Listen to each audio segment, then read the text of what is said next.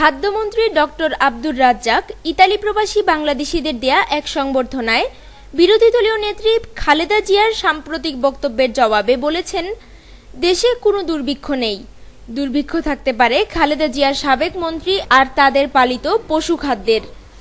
সরকারি সফরে ইতালি অবস্থানকালে রোমে মেরিয়েট পার্ক হোটেলের বলরুমে ইতালি প্রবাসীদের দেয়া এক সংবর্ধনায় তিনি একথা বলেন।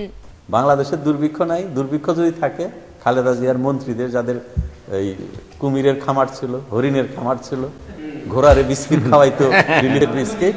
কাজেই দেশে যদি দুর্ভিক্ষ থাকে, দুর্ভিক্ষ আছে, কুমিরের খাবার নাই, হরিণের খাবার নাই, ঘোড়ার বিস্কিট নাই, তার দুর্ভিক্ষ চলতেছে বাংলাদেশ।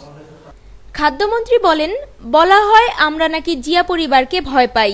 আসলে জিয়া পরিবারের তারেক, কোকো, গিয়াসউদ্দিন মামুন যারা কোটি কোটি টাকা বিদেশে পাচার করেছে, তাদের জাতি সত্যি সত্যি ভয় পায়।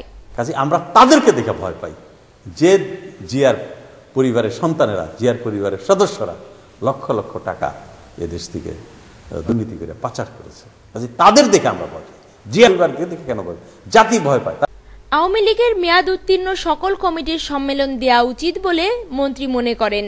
ইতালি আওয়ামী লীগ না শুধু, সারা পৃথিবীর বিভিন্ন দেশে আওয়ামী লীগের যেগুলোর সম্মেলন ডিউ হয়েছে, সেগুলো সম্মেলন হওয়া উচিত আমি মনে করি। তাদের উপর আপনারা চাপ সৃষ্টি করেন যাতে তারা অনতিবিলম্বে সম্মেলন দিয়ে একটা সুন্দর কাজ করার পরিবেশ সৃষ্টি করে।